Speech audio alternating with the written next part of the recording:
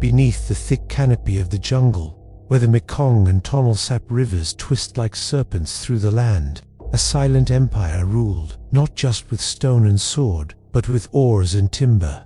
The Khmer Empire, known for its towering temples and sprawling cities, also wielded a terrifying mastery over its waterways, a power hidden beneath swirling mists and whispered in the crackle of fires on riverbanks.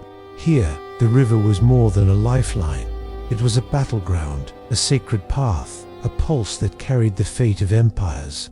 Naval fleets carved from hardwood, painted with sacred symbols, became extensions of divine will, pushing back rivals with sharpened paddles and sharpened blades. The water was a dark mirror, reflecting both the splendor of civilization and the looming shadow of death.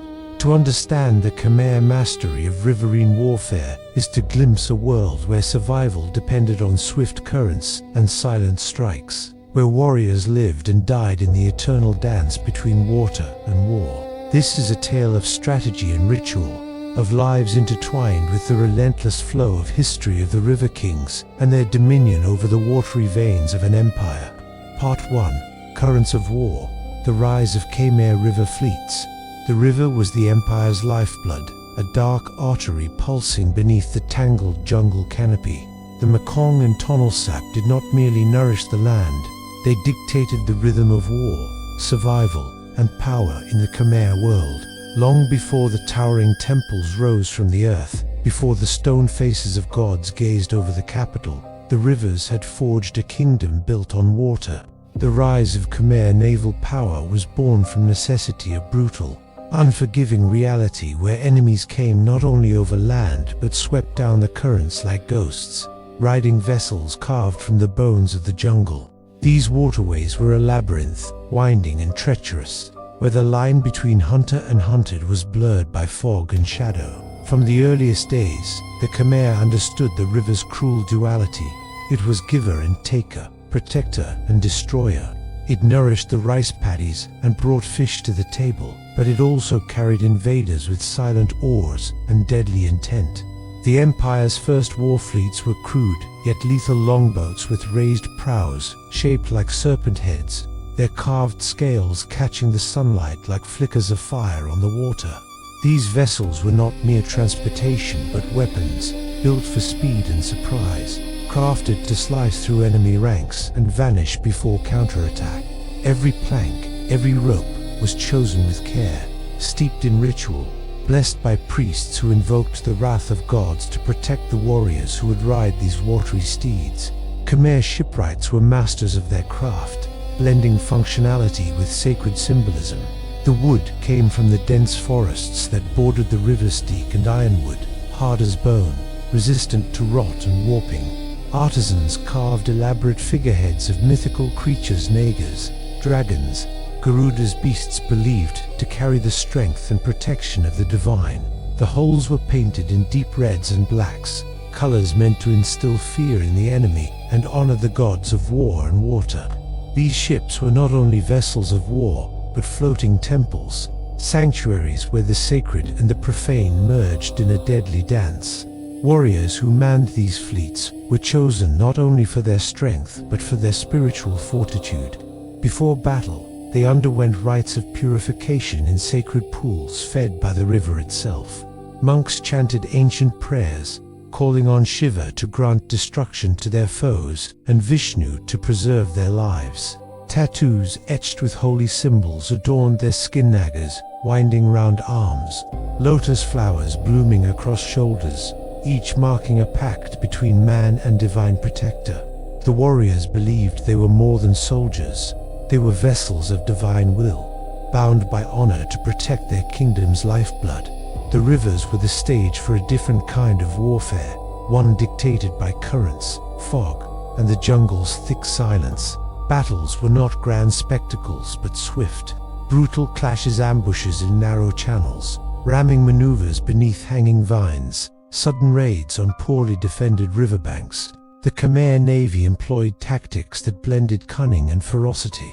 Scouts patrolled the waters in small, fast boats, eyes sharp for any ripple that signaled enemy movement. When fleets clashed, The battle was a savage symphony of crashing wood, piercing arrows, and the clash of swords. The water ran red beneath the flicker of torchlight as ships grappled and warriors fought hand to hand, their cries swallowed by the jungle's shadow.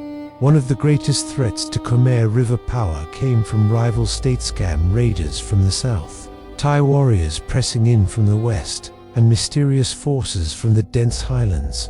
These enemies tested the limits of Khmer naval strategy, forcing innovations that would shape the empire's might for centuries. The Khmer responded with the construction of larger, more heavily armed warships capable of carrying dozens of men, archers, and even small catapults. Floating fortresses bristled with spears and flaming arrows, turning rivers into deadly traps for invading forces. Each victory was etched into the collective memory, stories told around fires of the river ghosts slain and the dark waters held fast against those who dared trespass. But naval power was not merely a tool of war. It was a vital element in the empire's economy and cultural identity. The rivers connected distant provinces, allowing the flow of goods, people, and ideas.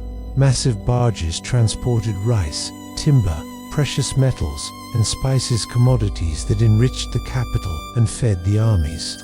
Along the banks, bustling river ports thrived, their markets alive with the cries of traders, the scents of exotic foods, and the sounds of foreign tongues mingling with Khmer. These hubs were melting pots where the empire's diversity was woven together by the constant hum of commerce and the steady beat of oars against water. The rhythms of river life influenced everything: food, rituals, and survival. Fishermen cast nets at dawn, their silhouettes framed by mist, their catches a staple of the local diet. The aroma of grilled fish and fermented rice wine filled the air, blending with the smoke of hearth fires and the incense from river shrines. Life on the water was precarious, yet vibrant, rooted in centuries-old traditions. Rituals honoring the river gods were performed at every season's turn. Offerings floated on lotus leaves, and dancers mimicked the movements of the waves. These ceremonies were believed to appease the spirits of the water and ensure safe passage for boats and their crews, weaving faith and fate into the empire's watery veins. Behind the scenes of warfare and trade, the daily struggles of those who lived by the rivers revealed a harsher truth. Floods could swallow villages, droughts turned fertile fields into cracked wastelands, and disease lurked in stagnant waters. The empire's engineers labored tirelessly to control the water's temperament, building intricate canals, dikes, and reservoirs that balanced irrigation with defense. These hydraulic marvels were feats of both engineering and spiritual devotion, projects that required the sweat of thousands and the blessing of the gods. The delicate equilibrium maintained between land and water mirrored the fragile balance between war and peace, life and death, faith and fear. As the empire expanded, the riverine fleets grew more formidable. Kings like Jayavarman VII understood the rivers not as mere geographic features, but as living arteries of power that needed to be controlled to secure the empire's future. Under their command, the Khmer transformed river warfare from a desperate necessity into a disciplined, strategic art. Fleets were deployed not only to repel invaders, but to assert dominance, projecting power deep into rival territories and securing tributaries. These naval campaigns were a deadly game of shadows and currents, where a single misstep could doom an entire flotilla to the depths. The legacy of Khmer naval power is hidden beneath layers of mud and time. Beneath the shifting waters of the Mekong, the stories of river kings and their fleets echo faintly in the ancient ruins. In the whispered legends passed down through generations, it is a tale of mastery over nature's wild pulse, of lives lived in the borderlands between civilization and wilderness, of warriors who moved like phantoms across the dark waters. This is a history written in timber and blood, in sacred chants and the relentless surge of the river. The rise of the Khmer River fleets was the rise of an empire that understood the waters not just as obstacles but as weapons, sacred and deadly.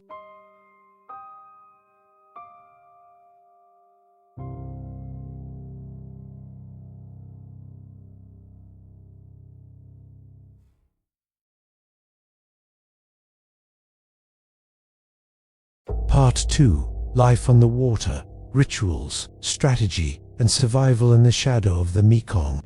The Mekong flows like a dark serpent through the heart of the Khmer Empire, its waters both a cradle of life and a corridor of war. Life on the river was a constant negotiation between reverence and ruthlessness, where every dawn brought the promise of survival and the shadow of death. The warriors, fishermen, and traders who inhabited these rippling veins were bound to a cycle older than memory, where the sacred and the brutal existed side by side, their fates tied to the river's unpredictable temperament. Each day began with ritual, a solemn communion with the forces that ruled the waters. Before the first light touched the mist, priests and shamans gathered at river shrines carved from stone and tick, their chants weaving through the fog like ancient spells. Offerings of fragrant incense, rice cakes, and delicate lotus blossoms were set adrift on small boats, carried silently by the current as prayers for protection and favor. The river was alive, inhabited by spirits both benevolent and vengeful, and appeasing them was as crucial as sharpening swords. Without the blessings of the Naga kings, the serpentine guardians of the depths, no voyage could begin and no battle could be won. On the banks, life thrummed with a fragile pulse. Families clustered in stilted wooden homes, their foundations rising above the water to escape floods and predators. Smoke from cooking fires curled upward, mingling with the tang of brine and river mud. Women wove baskets and tended to vegetable gardens, while children learned the ancient songs of the water, their voices carrying stories of gods and heroes. Food was hard-earned. Fishermen cast nets into murky waters, their haul a testament to the river's generosity or its silence. The staple diet was simple but sustaining: grilled fish, fermented rice, wild herbs, and the occasional wild game hunted from the jungle edges. Survival here demanded more than physical strength. It required knowledge passed down through generations. The ebb and flow of the river dictated planting seasons and military campaigns alike. When the waters rose, bringing fertile silt to the fields, the people prepared for sowing. When they receded, exposing fertile earth, they rushed to harvest before the jungle reclaimed its claim. The delicate balance was maintained through communal effort, rituals, and a deep respect for the environment that fed and threatened them in equal measure. But beneath this surface of daily life, the river was a theater of war and strategy. Khmer commanders understood the terrain better than any enemy, their naval tactics honed by years of living in harmony and conflict with the waters. Battles were often decided not by brute force but by mastery of currents, tides, and weather. Ambushes took advantage of narrow channels shrouded in morning mist, where invaders were trapped between jagged rocks and hidden sharpshooters. Signal fires flickered along the riverbanks at night, sending warnings that rippled through the flotillas like pulses of electric fear. Swift boats darted through reed-filled shallows, their crews skilled in silent paddling and deadly precision. The Khmer fleets were not only instruments of war, but symbols of cosmic order. Each vessel was an embodiment of divine power, its prow carved into the face of a naga or a celestial bird, its decks an altar to gods of water and war. Warriors embarked on missions bearing not only weapons but talismans, amulets infused with sacred chants, charms made from river pearls and rare woods. These objects were believed to protect against curses and enemy magic, a spiritual armor complementing the physical. To fight on the river was to step into a liminal space where mortal danger met divine fate. Rituals extended beyond the battlefield to the very construction and maintenance of the fleets. Shipbuilders chanted prayers during every nail driven and plank lashed, calling upon Vishnu and Shiva to sanctify their work. Launching a new warship was an event steeped in ceremony. Priests sprinkled holy water on the hull, and warriors smudged it with blood from sacred animals, binding the vessel to the spirit world. These rites were believed to awaken the soul of the ship, granting it speed, strength, and invincibility in the eyes of both gods and men. Yet, life on the river was fraught with constant peril beyond the battlefield. Seasonal floods could drown entire villages, swallowing food stores and scattering families. Disease thrived in stagnant pools left by the receding waters, claiming the weak and young. Predators lurked in the shadows, crocodiles slipping silently beneath the surface, snakes hidden among the reeds. The people lived in a world of shadows and whispers, where every sound could signal danger and every silence foretold death. Their resilience was forged in the crucible of this relentless environment, tempered by faith and fierce determination. Trade along the river also wove a complex web of alliances and rivalries.